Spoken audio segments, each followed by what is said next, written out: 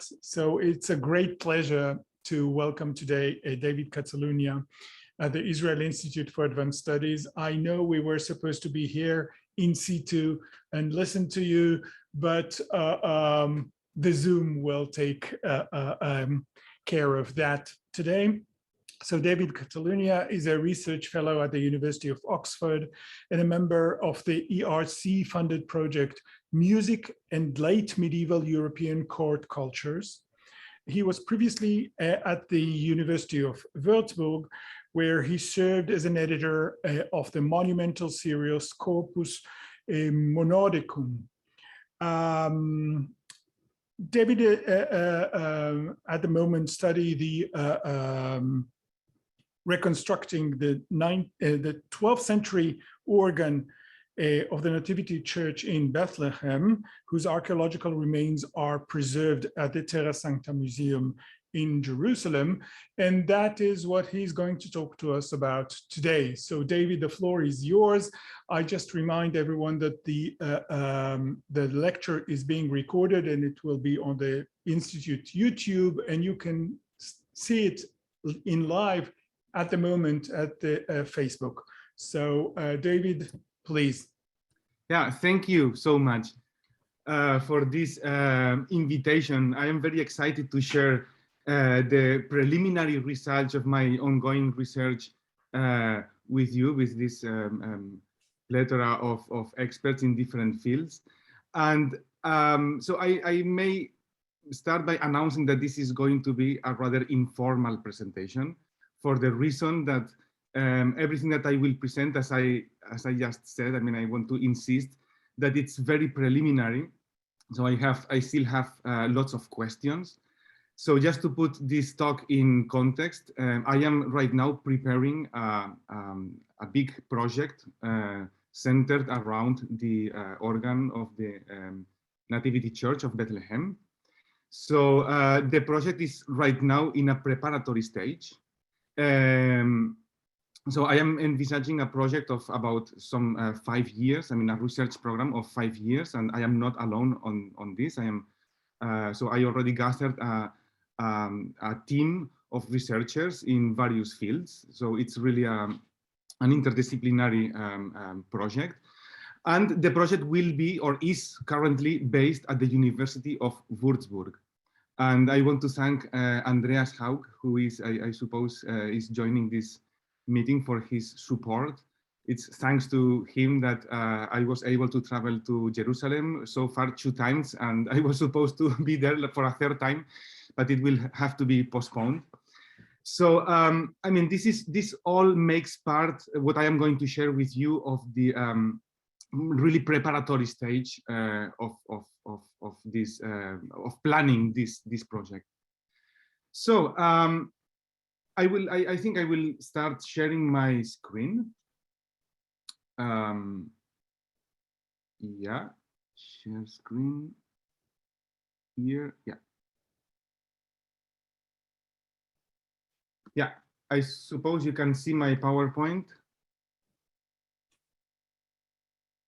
Can you see the slide? Yeah, we can see. Okay, perfect. So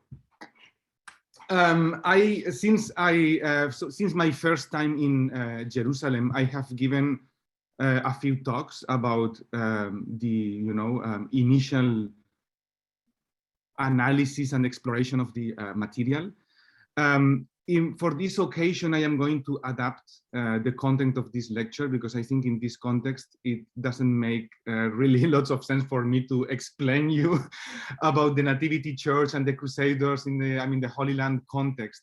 So I think I will leave this for the discussion afterwards. I will try to focus my presentation today on the implications of this discovery for our knowledge of, or for the history of the cultural history of the church in the West, and of course with some implications in the Holy Land.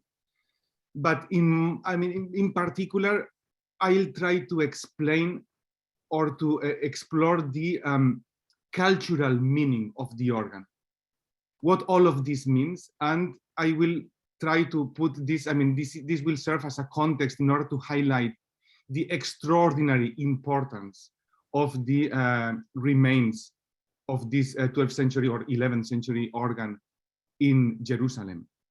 I mean, I want to highlight that these remnants are unique in the world, and they shed incredible light on a particularly obscure period of the history of church culture and well, the history of this instrument in the West. So in order to understand the importance of this discovery for the history of intellectual culture, the technology, church ritual, I think I will put the, I mean, I'll start by talking about what was the cultural meaning of the organ in this period. So the thing is that the organ is such a pervasive instrument in modern culture. I mean, in Western culture. I mean, every the smallest parish church in Europe has one organ. So it's such, I mean, it's such an omnipresent object in Western culture that most people tend to think that the organ has always been there as a natural element of the Christianity, of the Christian liturgy, at least in the West. But that was not the case. The organ was introduced into church culture in a very specific historical context, and that's what I want to talk a little bit today. So, of course, we know that the organ has a very long history that which origins date back to the Hellenistic Greece. So we know much more about the organ in antiquity than the organ in the Middle Ages. So the organ was an instrument that was invented in Greece, and then it was absorbed by Roman culture. It became a kind of imperial instrument. It was sort of the favorite instrument of the emperors, and it was used as a circus attraction.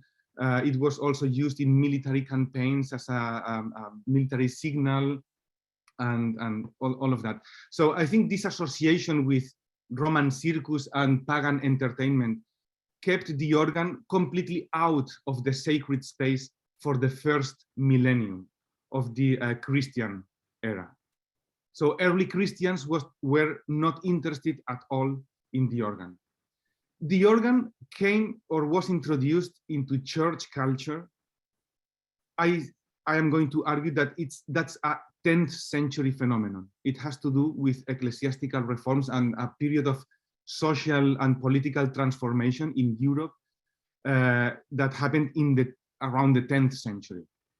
So we know much more about the organ in antiquity because we have lots of depictions which are quite realistic, and also we have archaeological remains. There are quite a few archaeological remains. This is one of the youngest ones from the 3rd century after Christ. So so we have a fairly precise idea of how this type of instruments were in antiquity. And then apart from the Bethlehem organ, there is nothing else till, I mean, in terms of material evidence, till the 15th century. So the earliest organ pipes that survive in Christendom date from the 15th century. In between antiquity and late Middle Ages or early modern period, we have really nothing in terms of material evidence, except for the Bethlehem organ. And then, of course, I mean, for this for the high Middle Ages, we have some depictions and lots of textual evidence. But these depictions are really hard to interpret, and the textual evidence, which is very, very, very rich, it's, as I will try to argue, it's very hard to interpret in detail precisely because of the lack of physical evidence. So I want to talk a little bit. I want to do a very quick summary of my thoughts about why and when the organ was introduced into church culture. I think this is important for us, and I suppose for the discussion after my talk, about the implications of this. I mean, the meaning of having an organ at the Nativity Church, what it meant to have an organ of at the Nativity Church. And I want to perhaps say before all of that, I mean, just the conclusion that I think we can talk later about the details of what I think, how the organ reached the Holy Land.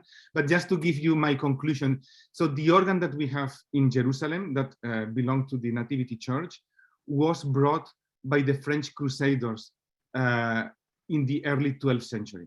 So as I will show later, this is really a Western instrument. I believe it was imported from France. It was an existing organ. It was perhaps even an old organ that existed somewhere in France. And the French Crusaders brought it to the Holy Land, I suppose, in the early 12th century. We'll come to that a little bit later. So, but I want to speak a little bit about the cultural meaning of the organ in this in the High Middle Ages. So I think it all started in the 10th century, which is a period of transformation in many respects in European culture, and it's a period of social change and political change. And I think it has most to do with this conflict that arose at the end of the first millennium between church and state, when the church tries to emancipate itself from the secular powers. So the clerical class, and especially the high ranks, you know, like the bishops and even the Pope, try to find new ways of legitimization with, you know, material culture and ritual in order to compete with the secular forces, you know. So before this period, bishops and abbots and even the Pope, they were appointed by secular power. So it was the emperor who appointed the Pope, or, you know, the aristocrats or kings who appointed bishops. So they wanted to change that. So it's in this period when we see the church competing with the state for you know, communication of power. So it is in this period also, with these ecclesiastic reforms, that the clergy emerges as a self-conscious social class. And it's in this period where the clerics begin to, you know, to adopt and absorb this sensorial projection of power, typical from, you know, from the imperial court culture. So they start using very ornate vestments, ornated with gold. So the emergence of the so-called ornate style. So it is also in this period that the bishops, for example, start using the mitre, the mitre in the head, you know, like making a kind of allusion to the crown. So it's all about communication of power. So in a way, the church reinvents itself. And it is in this period when the organ got introduced into the church. And at the same time, so when it got introduced into the church, the organs, I think it was reinvented. So the organ of the late 10th century has almost nothing to do with the organ that we know from late antiquity. So I mean, about this competition, about, you know, communication of power, the loud sound and noise had been something very characteristic of imperial ceremonial, you know, like trumpets and drums and you know, loud acclamations and noisy processions. All of that made an important part of the imperial ceremonial. So it is in this period in the 10th century where the church tries to compete against that by increasing the acoustic level of religious ceremonies. So bells multiply inside the churches. The chant is amplified with polyphonic ornaments. And well, you know, there is this increase of presence and sound. And I think the organ was introduced in order to increase also the sound levels inside the church, as we'll try to see. And there is another aspect that I want to talk, which is which is extraordinarily, I mean, it's really important. It's the revival of Neoplatonic cosmology.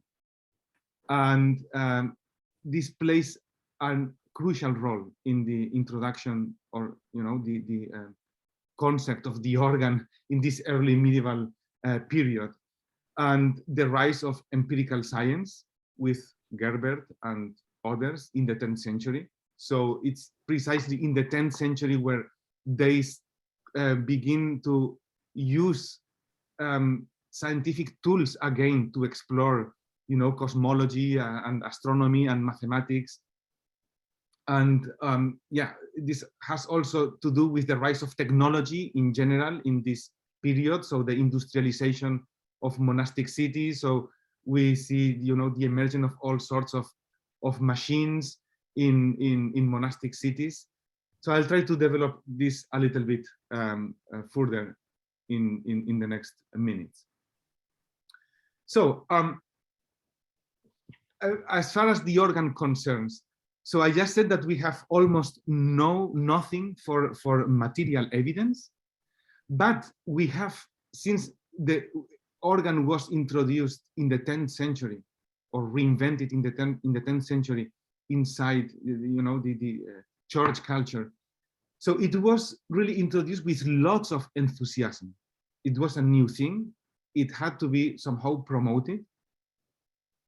So there is a very rich body of written sources that talk about the organ, and these include chronicles, like descriptions of hearing experience. I mean, you know, the people were just amazed and fascinated by the sound of the organ, by the power of the loudness of the sound of the organ, by its symbolic meaning. But they were also fascinating, especially scholars who were fascinated by the mathematical complexities behind building, you know, organ pipes. So there is a very rich body of scientific texts that explain how to build an organ, how to make organ pipes, the mathematical principles behind. And then, of course, there are also texts about the spiritual meaning of all of that, the symbolic meaning.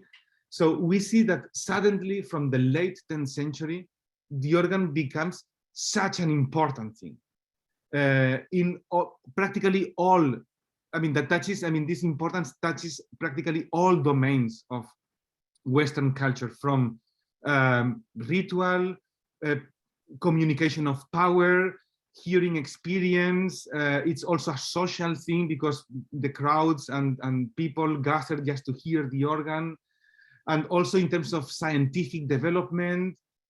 So it becomes a huge thing. And here is the map. I think this is relevant for the discussion afterwards about, I mean, what this means, this cultural transfer to the Holy Land. But this is what this map would represent, the cultural context of all these texts. I mean, in these cities, either there are organs, well-known organs that are documented in textual references, or these are places where we have treatises, important treatises, or authors. For example, in Winchester, we have the very famous Winchester organ, which was a gigantic organ from the late 10th century. That's very well connected. Winchester is very well connected with the Abbey of Fleury. That was a very important intellectual center. So many treatises, scientific treatises about the organ come from this area. Reims, Gerbert was in Reims, but before teaching in Reims, he had been in Bobbio. He had built organs in Bobbio and conducted scientific research about organ pipes in Bobbio. Then we have Hirsau, William of Hirsau, who had been before in Regensburg. So there is a body of theoretical sources coming from this area. So these are like three main centers of intellectual production around the organ and physical production about the organ. But this is all interconnected. And I think the key aspect here is Cluny. So all those places belong to the Cluniac network. And again, this has to do with this impetus of ecclesiastic reforms. So those bishops who promoted, who paid organs, and who, you know, promoted the building of the organs, and who talked about the organs were Cluniac bishops or Cluniac monks or abbots. So I mean, the organ was such an exotic instrument. So it really demanded, so this explosion, this phenomenon that explodes in the late 10th century, I mean, we really see through the text that it really implied a very active promotion of this, you know, exotic thing that suddenly became so, you know, admired in clerical circles. So in written sources, we see that the organ somehow served to demonstrate the qualities of the reforming bishops, who projected fame and power. So I mean, the thing that this, so they knew, they were looking for new strategies of power communication through material culture and ritual, and the organ was a central element in all of that, as we'll see. So those bishops were also generous. They offered very expensive ornaments and technological wonders. They were also knowledgeable. They had a wisdom of divine cosmology, precisely because they understood, or they claim to understand how the organ worked. I mean, because as I will demonstrate in a minute, the organ had a huge, I mean, one very important aspect of the organ was its symbolical aspect about representing or embodying divine cosmology, the proportions of the cosmos, the universal proportions that rule the cosmos. And all those bishops also made things with their own hands. Some of these bishops claim to have built organs with their own hands. So, and of course, this has to do with, in this period, the revalorization of manual labor in spiritual terms. So the spiritual value of, you know, coming back to manual labor. I will try to develop this a little bit further below. So here we have a clear example about this, about the political meaning of the organ. This is the very famous poem by Wolfgang of Winchester.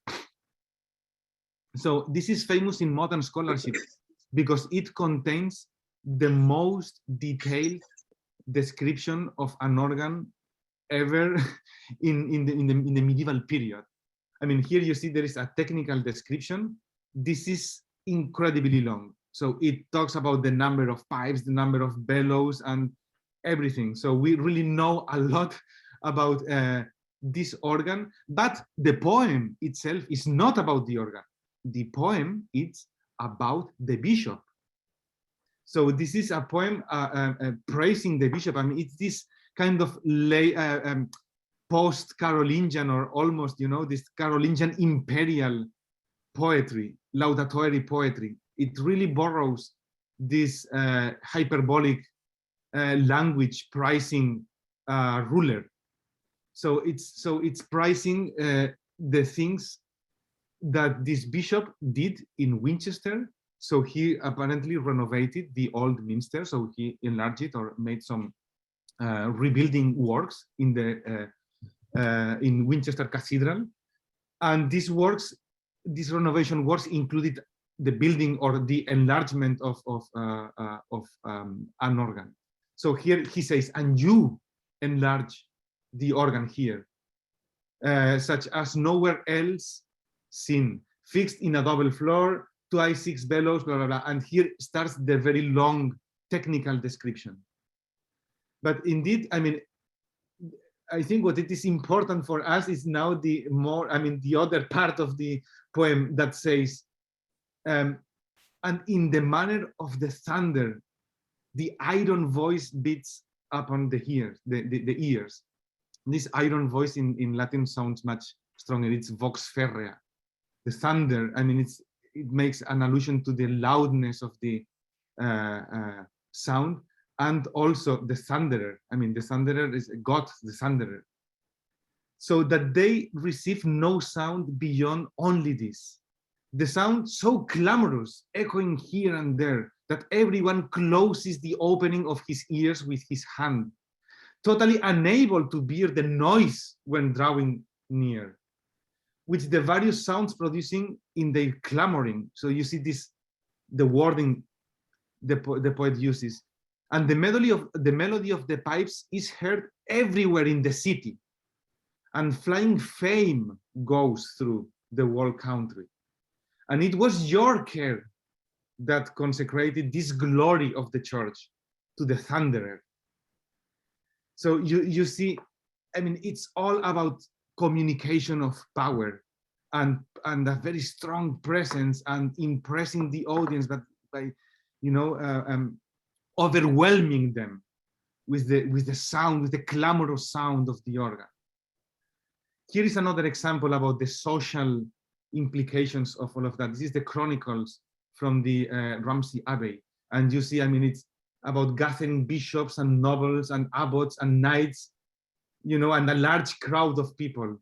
So when it refers to the organ, I think the interesting thing here is that, so the master of the organ ascended with the crowd of people to the upper floor where the organ was installed, of course, and with thundering sound, he stirred up the souls of the faithful.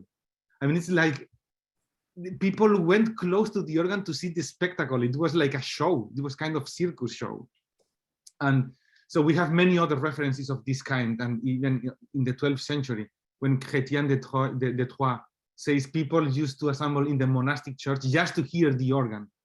So this is, so, I mean, to say that the organ in this period retained some of its character of, you know, kind of circus attraction. But I want now to turn a little bit to the other aspect, to the other side of the coin, which I think is so important. And indeed, I wanted to focus the the topic of my lecture around precisely this, which is the symbolic, the cosmological and the theological symbolism of the organ in this period, which I think is absolutely crucial. But as I say, this is another side of the same coin, because you see, it's a completely different discourse. So, for example, here we see the Bishop of Winchester, so the predecessor of the one who made the big organ. He claims to have built an organ with his own hands. And why is this so important? Because, I mean, this, of course, this has, as I will show in a minute, this has also some connections with biblical narrative, but also it has something to do with showing the knowledge of this, so how knowledgeable these clerics were. So here we have another reference where it speaks about an organ whose pipes were prepared according to musical proportions. That was so important.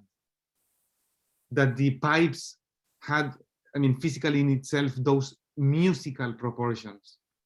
And here something which is, I think it's more direct. I mean, in the wording that it uses. Abbot Conrad employed a certain monk called Aaron, a priest who was very skilled in the ars musica, who was able to make an instrument, of course, according to the musical proportions. And of course, I mean, this has some connection to biblical narrative. Of course, Psalm 185 says, I mean, King David, my hands have made the organum, and my fingers have fitted the Salterio. So it's like those bishops were trying to revive this, so that they would be able to build an organ with the wisdom, with with being inspired by this divine wisdom, so to say. And of course, I mean, this has perhaps some implications about the with respect to the taking with the conquest of Jerusalem by the Crusaders. So here we see a miniature from exactly from this period. It's very, very early. It's a Cistercian manuscript, and we know that the Cistercians were very closely involved in the Crusades. And here we have King David in Jerusalem. So these walls represent the walls of Jerusalem. And so we see some allusions to military campaigns. Perhaps this is a direct allusion to crusades. And here we see an organ, which is this kind of medieval organ that, well, I think this is something to think about that. I mean, we'll talk later about that. But I mean, again, about the symbolic meaning of the cosmological symbolism of the organ. So this was apparently something very important, as I will try to show, as this text show. I mean, it has to do with the ars musicam, this idea that the musical proportions somehow correspond to the proportions of the planetary orbits, and that it's this, I mean, as these texts say, so this, like, the same guiding principle that controls the concord of pitches regulates also the nature of mortals, and of course the planetary orbits and everything. So these were meant to be or were thought to be universal proportions. So the proportions that God used to create, to craft the universe. So through these numerical relationships by which unlike sounds concord with each other, the eternal harmony of life and of the concording elements of the whole world is united as one with material things. So we see this discourse being absorbed and used to defend the symbolic value of the organ, because I think otherwise the organ wouldn't have persisted as an exotic instrument in church if it hadn't been provided with a more theologically oriented discourse or narrative. So, for example, there are many texts of this kind, but here you see a completely different kind of narrative. Here it's not longer about the loudness and the powerful sound that is so overwhelming. Here it's a completely different discourse. For example, here Bishop Baudry of Bourgogne says, "Thanks to the organ, I am led to understand that just as several pipes of various weights and different sizes, when animated by the flow of air, join together to produce one song, so too men, when inspired by the Holy Spirit, should come together into single thought, come together into the same will." And here is something absolutely clear and straightforward. We say without reservation that the organ is good if we understand it symbolically, if we draw out of it spiritual harmony. For this is the harmony that the conductor of all things introduced into us when he joined together elements, blah, blah, blah. So, I mean, this is the, so to say, the popular science version of the symbolic value of the organ. Of course, there is a whole mathematical apparatus behind these claims. I will talk about this in the second part of my lecture. Now I want to show the Bethlehem organ and what we learned from those archaeological remains. Just a few words before changing, before introducing the Bethlehem organ. Yeah.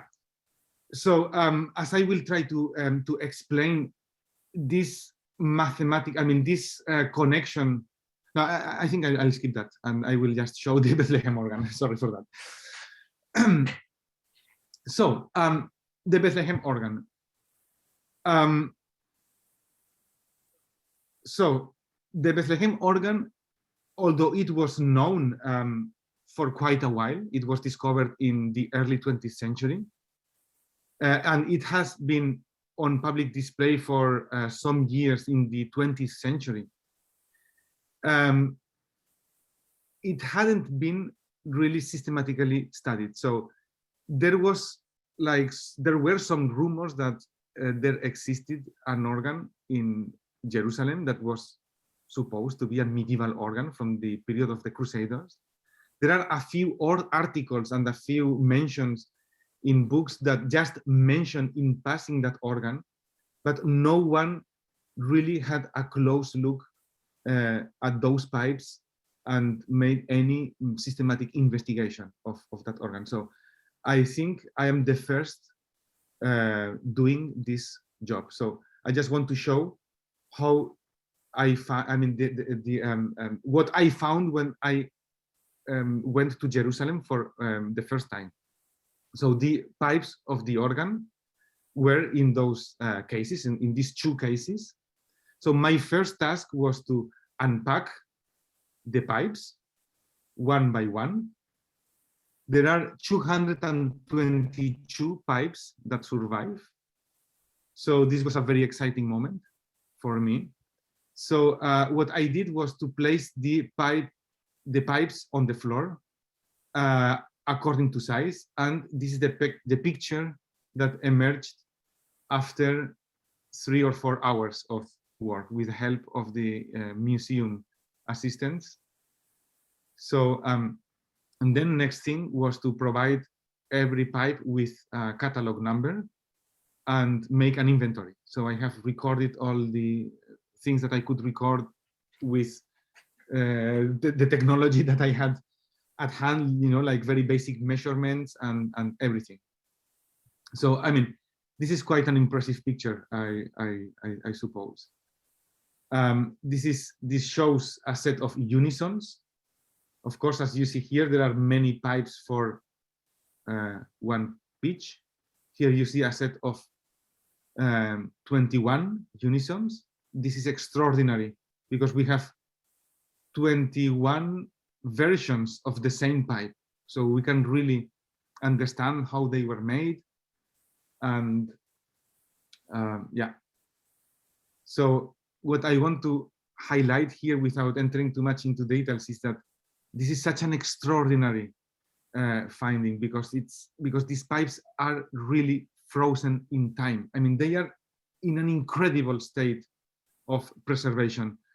Most of the pipes still have all the inner parts in place, and some of the pipes are really close to sound. This is really extraordinary. So my first task was to reconstruct, or to identify the pitches of the pipes.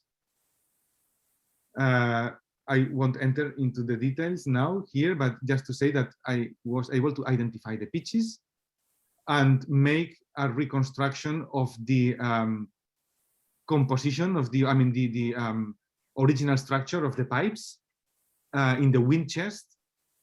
And here I will say that we have apparently all of the pipes. So here we have 21 unisons. Some pipes here are obviously the octave pipes of a lower note. So the conclusion here is that we have all of the pipes for the first 2 notes and only the unisons for the rest of the notes. You will understand in a minute what this means. The pipes, for one key, there were many pipes that sounded at the same time. These pipes were unisons and octaves. You will see when you see the schematic representation of all of that. So the pipes were deeply inserted into the wood structure. So I think it was quite difficult to remove them. And that's perhaps why they decided, I think at the beginning, the plan was to remove all of the pipes for the first 2 nodes. But then I suppose that the clerics, this is pure speculation, but it's the only way, I think, to explain the pattern of pipes that have been preserved. So they wanted to take all of the pipes. They started by taking all of the pipes of the first 2 nodes. And then from the 3rd node onwards, they decided to give priority only to the largest pipes, and they left the octaves in the wind chest. So here would be the reconstruction of the organ composition, the original structure of the chorus composition. So the conclusion here is that there were 18 pipes per node. In all, this makes 360 pipes. And here you see 3D model of how this massive organ would have looked like. From the modern or the late medieval point of view, this is such a weird instrument. It's really completely out of proportion, with so many unisons and all of the pipes with the same diameter. So this is something really weird, but the physical evidence really points toward this, this structure. So now, with this in mind, we can. This is another view from the same reconstruction. So you see, this is a key. This key, for example, would action all of those pipes. And with this information in mind, we may read the theoretical treatises and also the medieval depictions of organs with new eyes. So further details, we also have the names of the nodes engraved in the pipes. And here the interesting thing is that this script looks really old. This is, I suppose that we can say that this is very close to Caroline minuscule. This is the kind of roundness that we find in 11th century manuscript. I think here we see it very clearly with this capital E, that this is a pre-Gothic script. This really points toward a very early date. So if that was Gothic script, that end would be closed here.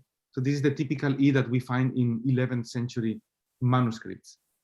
And here also we have a very interesting thing. So this is a double A. Double A that, so this is the kind of notation that was used in theoretical treatises belonging to this Cluniac network to signify the octave. So the second octave. So the first octave would be A, the second octave is double A. Finally, I think I have for 10 more minutes and then I'm done. So further details, these pipes were cut according to measurements, theoretical measurements, as I will show in a minute. And they were so precisely cut according to those measurements that there is no evidence of tuning after the pipes were cut. So all of the tuning and voicing operations were performed at the mouth. Here you see the pipes were cut different, so on different stages in order to tune and voice the pipes. There is also some slight conicity that I think has a huge impact on the tuning properties of those pipes. And also, I mean, as I said, since we have 21 versions of the same pipe, we can understand in detail how all those techniques were applied, and of course the slight divergences between the pipes. You see, for example, the cut up here is a little bit higher, and you know, the width of the mouth sometimes is narrower or wider. So it's a really great opportunity to see how all those little elements play and relate to each other in order to produce the sound and the tuning of the pipes. So for the last 10 minutes of my talk, I want to briefly summarize what the Bethlehem Organ teaches us about the relationship between theory and practice. So as I said, I mean, the organ pipes in theoretical text or in textual evidence in the High Middle Ages were supposed to reflect the universal proportions of the universe. So I won't enter into detail, but the thing is that this was a real problem for organ builders, because I mean, I just want to explain that these proportions, the typical Pythagorean proportions that make the scale of the musical scale, really work well for the monochord. So the Pythagorean theory says that if you divide one string by the half, you will have the octave of the pitch. So this was perfectly well for strings, but the organ pipes behave acoustically in a totally different way. So it's a very complex thing. It's a very complex acoustical phenomenon. But the thing is that with pipes, there is a physics of fluids that plays here, because the wind pressure is higher inside the pipe than outside of the pipe. So the oscillation loop lies somewhat behind or outside the pipe. So we can't apply these geometric proportions to organ pipes, but these theorists were very concerned about showing the universality of these proportions. So to these Pythagorean proportions, they added a so-called end correction factor that was found experimentally. So experimentally, they were able to find that the end correction factor, in order to correct these proportions, could be taken as a proportion, as an analogous Pythagorean proportion, not of the length, but of the diameter of the pipe. So of course, this only worked when the diameter was constant throughout the entire set of pipes.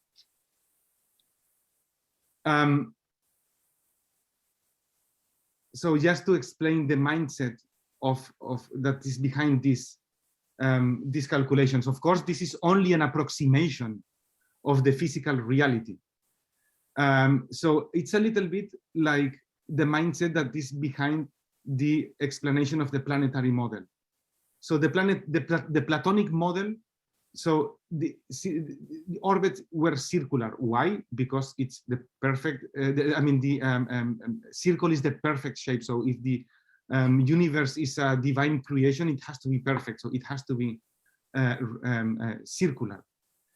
But of course, this didn't match empirical observation.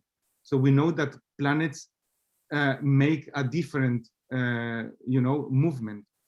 So the explanation here was, yeah, okay, we don't abandon the principles of the system, but we add a further layer of complexity so that we have a model that is closer somehow to empirical observation. So then we have circles within circles. So with this, thing, it's a little bit the same. So we have here, it would be the equivalent of circles within circles. So it's something that it's a further level of complexity that we add to the basic system in order to make it closer to empirical observation. And of course, this is a problem because this implied that all of the diameters, I mean, the diameter for all of the pipes had to be the same. This is so problematic. This is incredibly problematic because, as you see, I mean, modern practice and also in late antiquity, or in antiquity, pipes were scaled. Here you see that the smallest pipes have a narrower diameter, and the longest pipes here you see, for example, have a thicker diameter, wider diameter. This has to do with the way pipes behave. So if you put, I mean, for example, this set of pipes, if you make them equal diameter for all of the pipes, the lowest pipes will have difficulties to sound, as the same as the highest pipes, the shortest pipes will also have difficulties to sound. I am saying all of these technicalities. I think the main conclusion is that modern scholars couldn't believe that this model had anything to do with the actual practice of organ building. So far, modern scholarship has considered these theoretical texts as a pure intellectual exercise, something that was in the mind of scholars but had absolutely nothing to do with the practice of organ building. This is the main point. I'm sorry for these technicalities that were perhaps not very clear to most people not familiar with music theory. But I think the main point that I want to repeat again is this way of building, I mean, the way that theoretical treatises describe the techniques of building organs is so counterintuitive for modern scholars that the assumption was these theoretical texts have nothing to do with organ builders. Modern scholars couldn't believe that medieval organ builders would have followed these principles because it's so hard to make an organ work with such conditions, with equal diameters and, you know, making these mathematical calculations. So modern scholars always thought practice and theory had belonged to completely different domains. Practice belonged to the, you know, to the craftsmen, and theory was a purely intellectual exercise. So the thing, I will skip all of that. The thing is that, surprisingly, that was my biggest surprise. The Bethlehem organ perfectly matches these mathematical models proposed in the Middle Ages. So here we have the theoretical calculations. This is by so the treatise of William of Hirsau. This is the Pythagorean calculations. So sorry, the Pythagorean proportions plus the end correction factor. This column here represents the actual measurements of the Bethlehem pipes. If we take the first pipe as a starting point here, I'm going to focus on this model, so the descending model.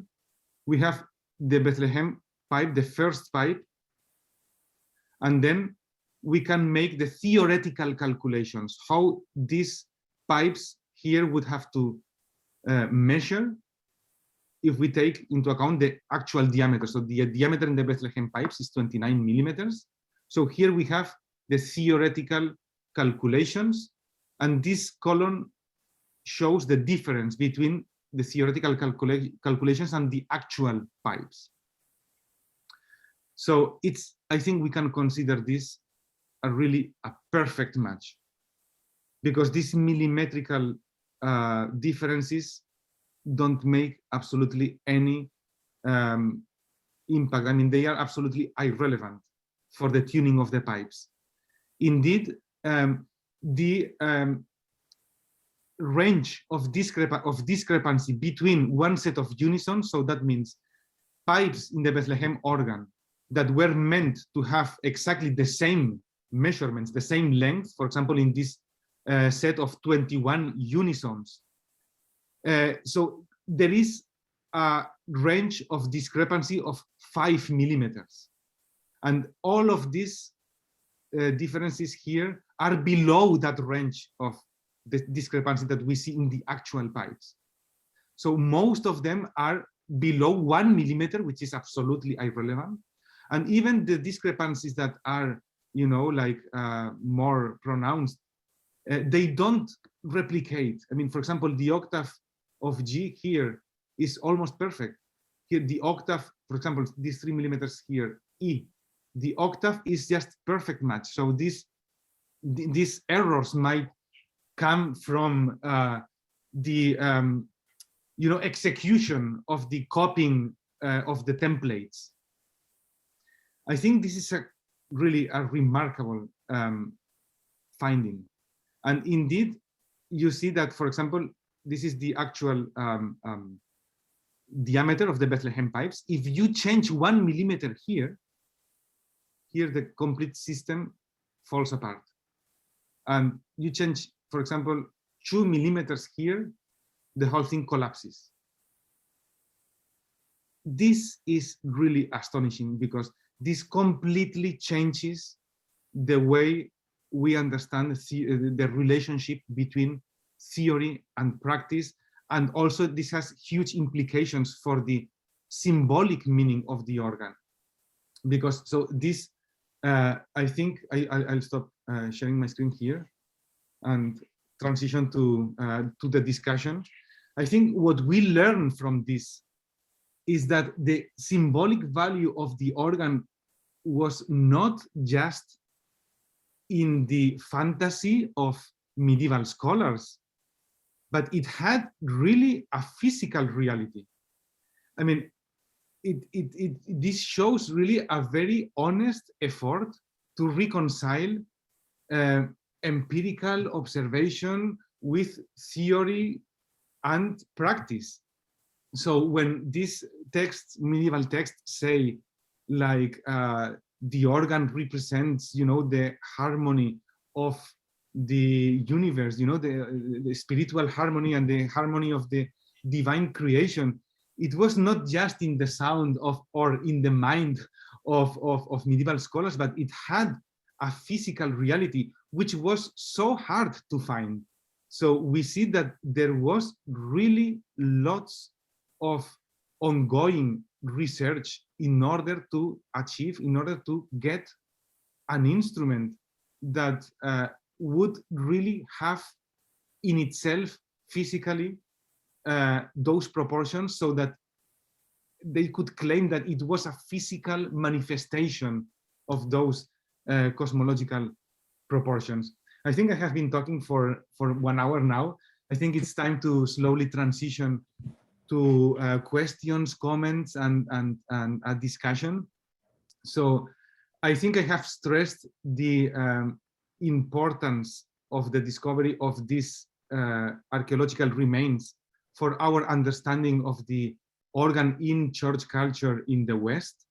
And of course, this might have also some important implications of what it meant to have such an organ at the Nativity Church, because now we see that, I mean, it had political implications, it had spiritual implications, and there is also some science behind it. So, I mean, it was a highly sophisticated object with lots of ramifications, cultural ramifications and symbolism. So I think I will stop here and hear your reaction and thoughts, perhaps questions or whatever you have to say. Thank you so much for your attention.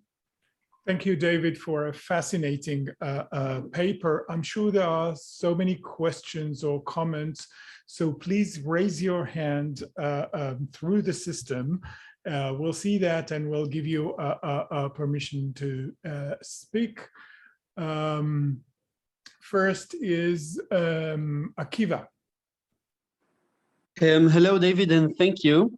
I wanted to ask, because you said that your primary assumption was that practice and theory were very different in the Middle Ages, and what you found contradict that. Why was that assumption? Do we have any other evidence or sources that tells us that there is no connection between theory and practice in Middle Ages? No, that's a misunderstanding. It's not my assumption. What I am saying is that this is the traditional assumption in modern scholarship. Of course, all the theoretical texts claim that there was a connection between theory and practice. I didn't show that. Perhaps let me share my screen once again, because there is something that is very illustrative in this respect. What is that? I think it should be this. You see my screen now? Yes. Look how the treatises address this thing. For example, the treatise of William of Hirsau. So since we are introducing a new art of measuring the pipes, blah, blah, blah, which is until known. So he hopes that this system of building pipes will be adopted, thankfully, by the most experienced organists, organ builders in this case. So he's addressing this treatise about how to build organ pipes to organ builders. Then there is all kind of explanations. And then you see, for example, when he says that, this problem of having the lowest pipes speak, because the problem of equal diameters is that if the shortest pipe sounds beautifully, the lowest pipe will sound, perhaps it won't even sound, because you need to make it you need to scale the diameters. So this constraint was really a problem. So his finding was to find the diameter that puts the system into balance. And he says, we have already tested in our own experiments. And he says, because of this division is completely tested, it produces, or it created a reliable and complete measurement. He's addressing, theorists are addressing to organ builders. But so from the modern point of view, so it's such a counterintuitive way of building an organ that modern scholars almost couldn't believe that. The scholars who wrote about this is the edition of Mensura Fistularum treatises, and there is this famous book by Peter Williams, The Organ in Western Culture. So all of these authors couldn't believe that this theoretical text had a direct impact on organ building. That's what I meant.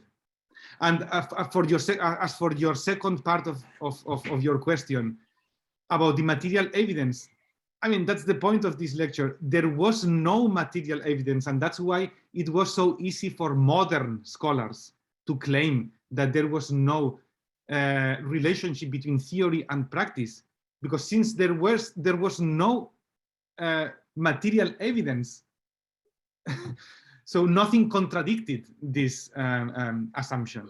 Now we have material evidence that shows that there was a connection between theory and practice, some kind of connection. Thank you very much. Amazing. Good. Nachshon Gal, please. Hi, thank you, David. Question about the equal diameters. You said that the whole mathematics relies on identical diameters for all frequencies, but you showed a picture of model organs where the diameters change. Exactly. So they use a different sets of physics, of phonology. Yeah. So let me explain this again. So organ pipes want different, want to sound, in order to have organ pipes sound properly and correctly and beautifully, you need to scale the diameters. That's just how the universe in which we live works.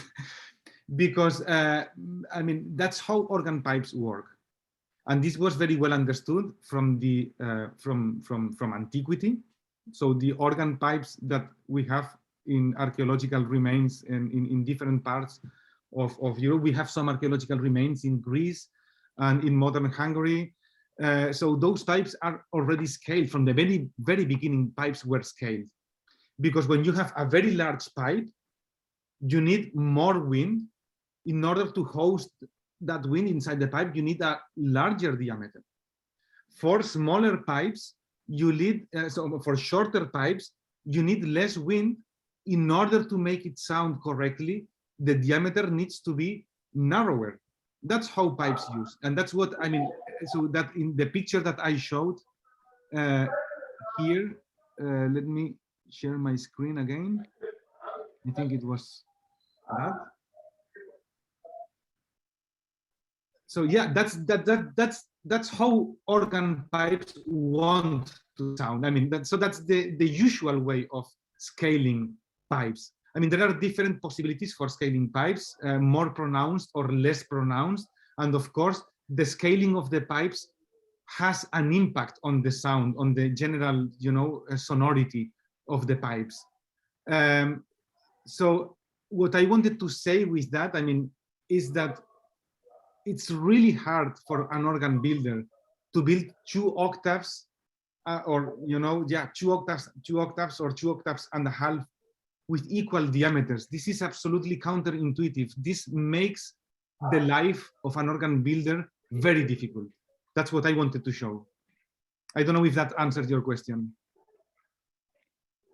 But still, when you showed all the pipes that you unpacked from the boxes, they looked like equal diameters. No. Or not? No, they don't. No. They are. Let me perhaps show my screen again. No, perhaps.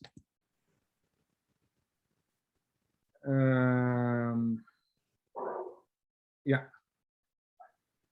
Here, yes. the diameter of this pipe is exactly the same as the diameter of this one.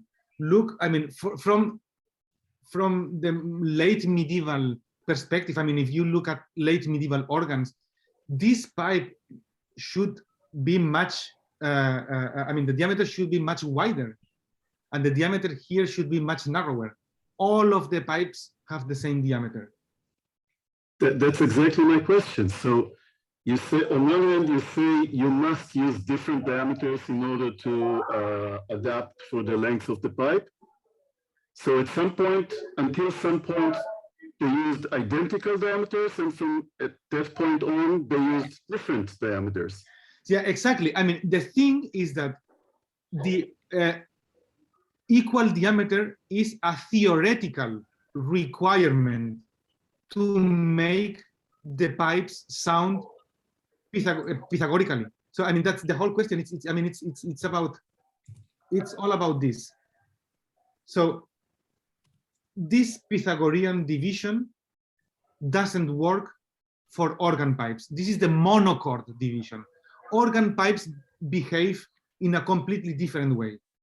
So the real physics behind that is so complex. But in the Middle Ages, they found a way to to reach an approximation, so a mathematical model that would be close enough to reality in order to make, pipes that sounded somehow in tune according to, I mean, with the restrictions given by the Pythagorean proportions.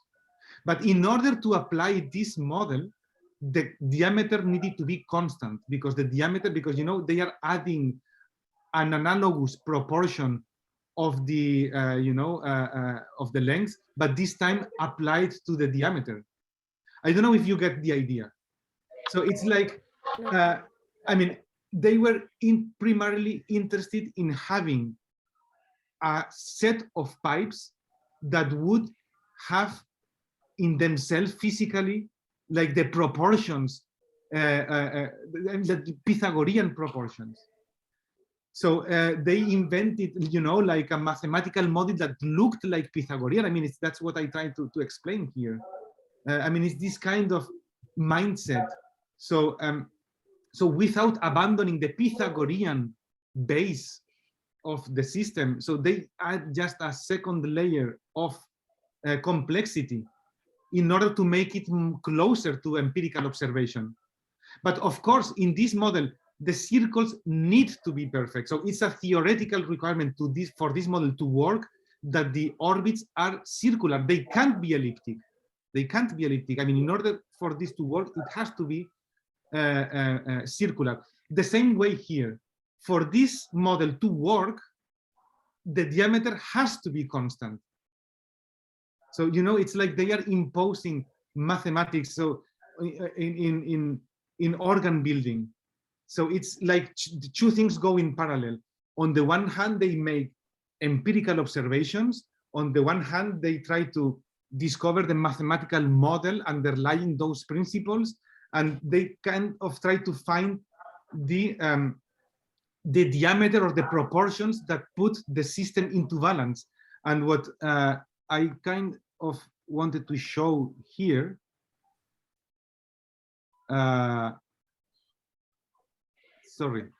what I wanted to show here, again,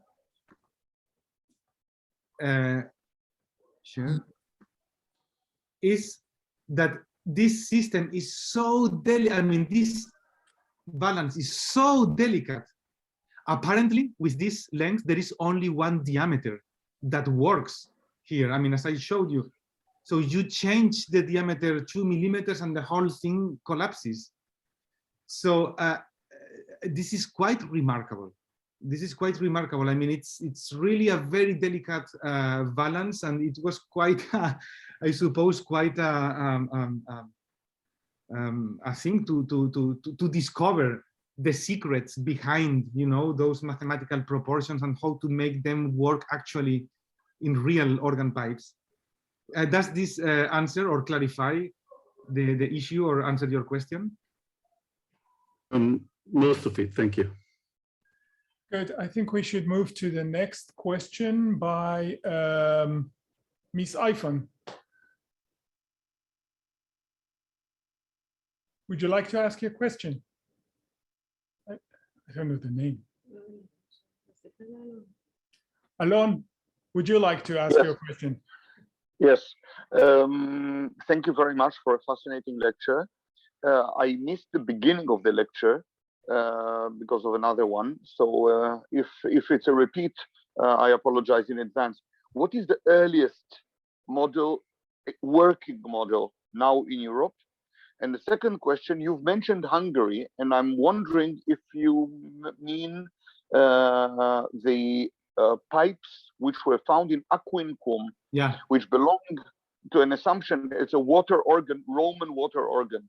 So if you can elaborate a little bit about the system worked presumably by the Romans and the connection between the Bethlehem organ to the earliest working model now in Europe. And what do you mean by earliest model in Europe? Model, which actual organ is the earliest one working in Europe at the moment? Consider the earliest one, the closest to the Bethlehem, fantastic discovery of the Bethlehem organ, which is 12th century. So what is the earliest? I know that in France there are several 13th century, but which one is the earliest you are familiar with? So you mean existing organ that still plays? I mean the preserved organ. Yes. Yeah. Okay. Yes. So for regarding the first part of your question, yes, modern Hungary. I mean it's the Roman province. I mean yes, I was referring to the Aquincum organ. Aquincum. Yes. Yeah. So and you also asked what's the relationship between this Aquincum organ or this kind of antique organ from antiquity with Bethlehem. Nothing to do. I mean the organ in the 10th century was completely reinvented. So the pipes of the Aquincum organ are done in a completely different way. They are made of 2 pieces, they are scaled, I mean, a part of the material, so it was also copper alloy. The kind of instrument, it's nothing to do. As for the last part of your question, so the earliest organ, or at least organ pipes that are preserved in Europe date from the 15th century. So wow. The earliest organ that is popularly known as the oldest working organ in Europe is that one from Sion, from the 15th century, from the early 15th century. And this organ was rebuilt in the 17th century or the 18th century. So it's really an 18th century organ inside a 15th century case. But there are some pipes inside the organ, some of the smallest pipe in the highest ranks, that are still from the 15th century. And again, these late medieval organs have nothing to do with their medieval ancestors. So the Bethlehem organ is really unique in the way it represents this early organ in the central Middle Ages, in the high Middle Ages. Thank you. Thank you very much. We have a question here from Iris, so please. Hi, can you hear me, David? Thank you. Yes, I can. Yeah, I'm following up actually on Ayelet Eben Ezra's question about the arrival of the organ to the Holy Land. And so what we have here is a state-of-the-art organ based on science in Europe. I mean, on European science and know-how. And it arrives in the Holy Land and it's kept here. Do we have any evidence of how it arrived? I mean, do you see any signs on it?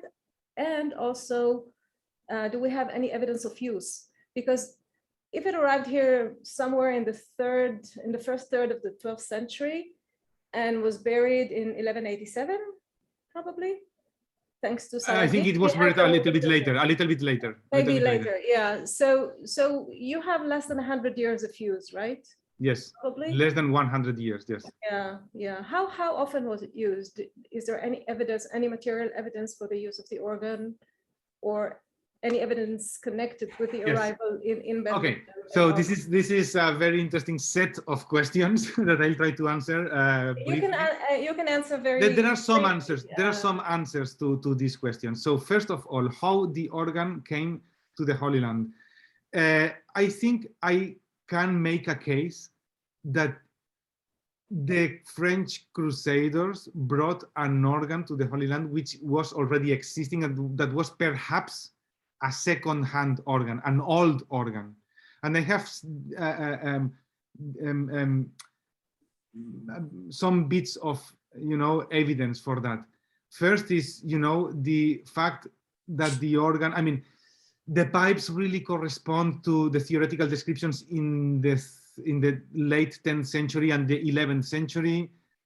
I mean, the way the pipes are made really correspond literally to those treatises. It's more, I mean, I see it like, it's an 11th century organ. Also, the fact that the composition of the Blockberg has only unisons and octaves, this seems to be an archaic feature, because we know that in the 12th century, organs were already provided by double octave ranks. So this seems again to be an archaic feature.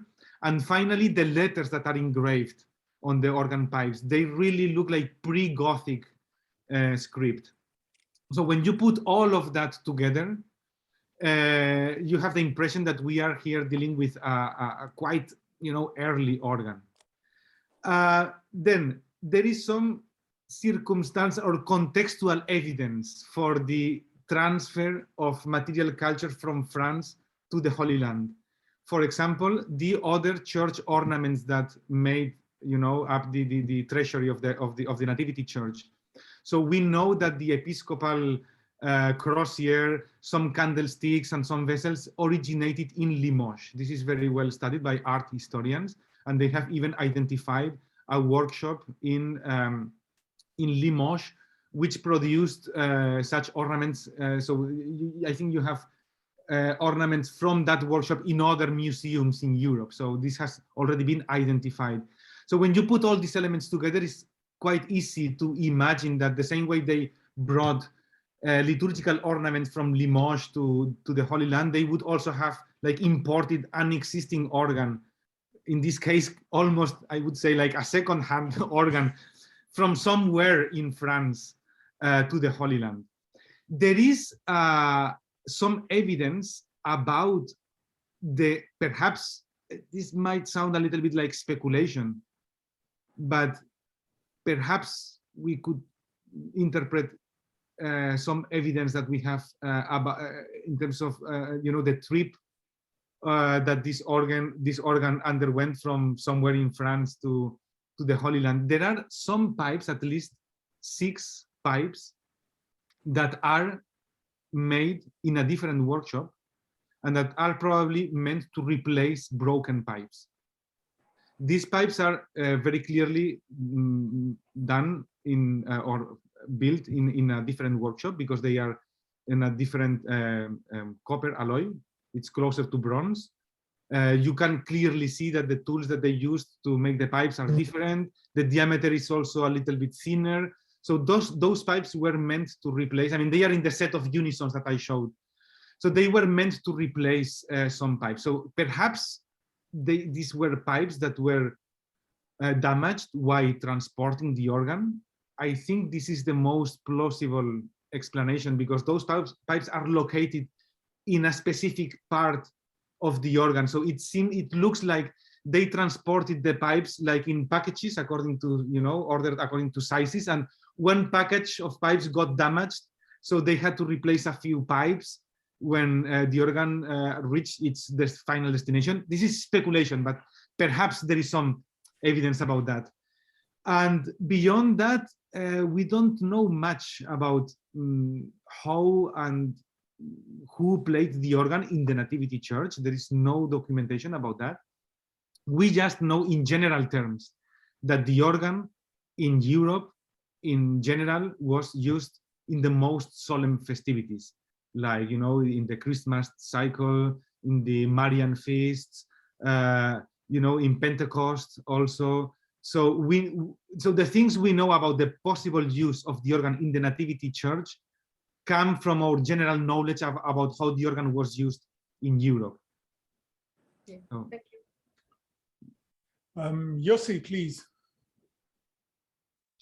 Thank you, David. I guess my question is kind of a follow-up to Iris's question, which is more about contextualization and use. And I understand, well, I guess I wonder 2 things. First, if in any supporting manuscripts, if it's a breviary or ordinal or anything of that sort, do we have any indication that the organ was actually used? I mean, do we have testimony in writing, I guess, that it was used? And second of all, I'm wondering about why Bethlehem? Why not the Holy Sepulchre? We know that this was the epicenter of the Crusaders' liturgy, making everything we have, and is not much, is almost always from the Holy Sepulchre. And we know that even on Christmas, the canons of the Holy Sepulchre did not even go to Bethlehem. It seemed to be outside the orbit of their existence. So why in Bethlehem? I mean, it seems obvious as a church, as a place, but why have the organ there in the first place? Yeah. So you posed 2 questions. The first was about ordinals and the use. Yeah. Well, so far I didn't find any evidence in ordinals, in the liturgical sources that we know from the Holy Land, from the Holy Sepulchre. So I mean, of course, this is an ongoing research, but I think this would require the collaboration of historians and liturgists and historians of liturgy. But so far, from the things that are available to me in published form, I didn't see any mention. But I am not surprised at all about this, because this is a general phenomenon in Europe. So the organ, the same like polyphonic music, is usually not reflected in liturgical sources and in ordinals. That's something that we know from, for example, we have some evidence, for example, that there existed an organ, I don't know, for example, in Winchester. So in Winchester, we know about this organ because of this poem. But in any of the ordinals from Winchester, polyphony or the organ is ever mentioned. So this is something that just didn't belong to this kind of of textual culture, so to say. So I mean, in this respect, Bethlehem or Jerusalem in this case is not an exception. This is the usual thing, so that we don't find. So I mean, this textual evidence that I showed at the beginning, this list of main sources, these are scientific texts or chronicles or something, but there is no one single liturgical source there, or any ordinal or anything of this kind. And then as for the second question, why Bethlehem? Because it just happened. I mean, it's just a fate of the thing that the clerics of Bethlehem decided to protect these instruments and this treasury, and it's also the fate. It just happened that these things were discovered in the early 20th century. I have read somewhere that in Jerusalem they also burned the bells, but this has never been found. So why Bethlehem? Just because we find evidence there. And why not Jerusalem? Why not? I mean, of course, Jerusalem. I mean, what I think this shows the fact that an organ was installed in Bethlehem. This really is a very strong suggestion that there was another one in Jerusalem. Of course. So it just happened that the one in Jerusalem or didn't survive, or perhaps they also interred the treasury of the Holy Sepulchre underground, but this was never found. There were no archaeological excavations, or it was just lost. So I suppose it's just circumstantial or almost anecdotal, fate. Thank you. Alex Rodriguez. Alex? Hello, can you hear me? Yes. It's just my internet is not very good, so hopefully I'll be able to answer the question, which I typed. Well, one of the questions is now related to what we've been talking. So how common do you think such instruments were in the Crusader states? We've been talking Bethlehem because we just happen to have it, Jerusalem because, it was such an important center. Could we have found them somewhere else? And the other question is, the Bethlehem organ has been associated with specific individuals.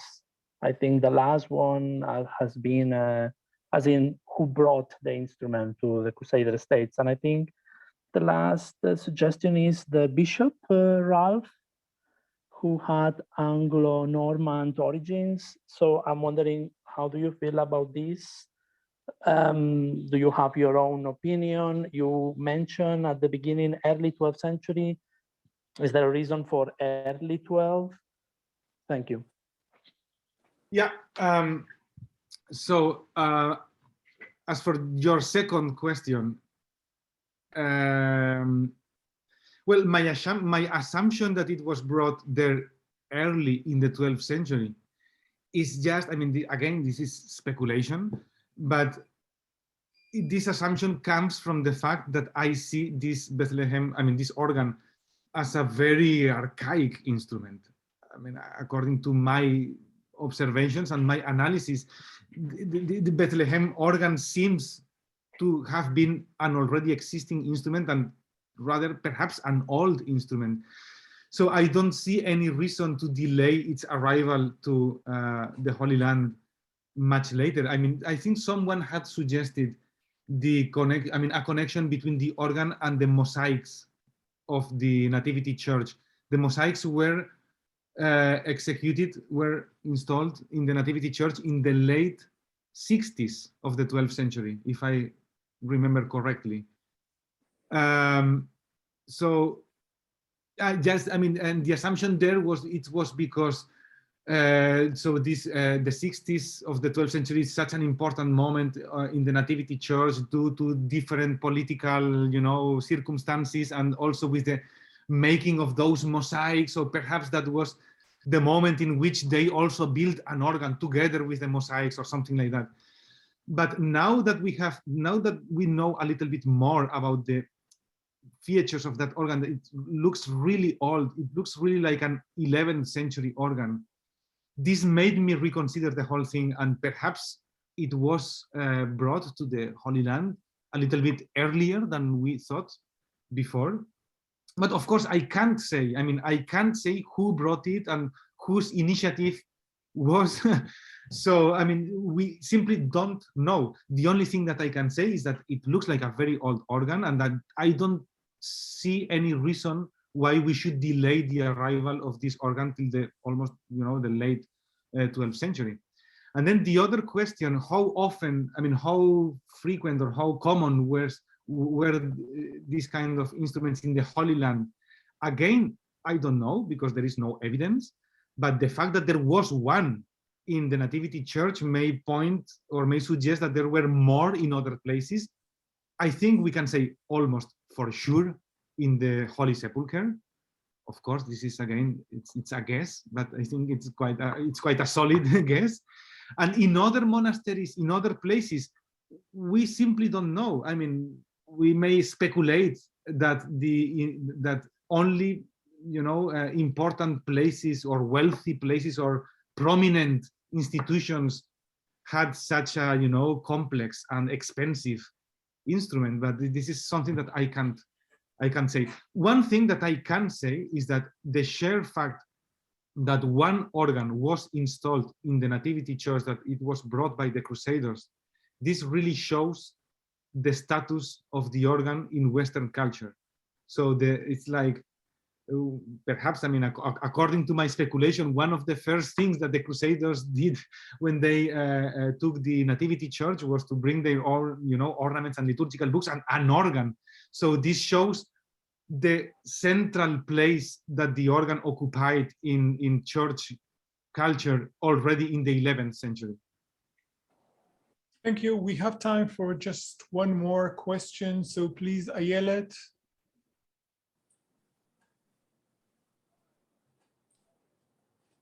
Hi, thank you for this wonderful, fascinating finding and analysis.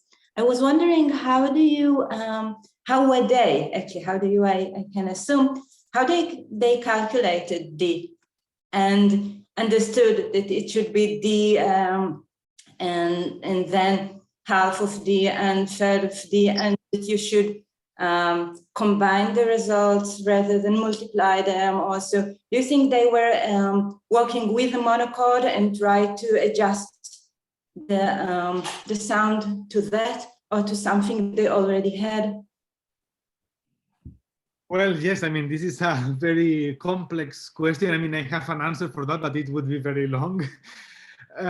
Yes, basically, yes. I mean, the monochord was the basic scientific tool in Ars Musica. So everything departed from the monochord. So then the question was, why organ pipes don't behave like strings? I mean, yeah, so you know already that they do not. So how do you... Exactly. So that was the question. So then they started, I suppose, doing empirical research and taking measurements. And so I can more or less imagine how the process was carried out. I mean, I suppose it was a long process. I mean, it's a little bit like, how did Ptolemy reach that conclusion that, putting circles within circles that would I mean, I suppose it's trial and error. So they just make trials based on assumptions.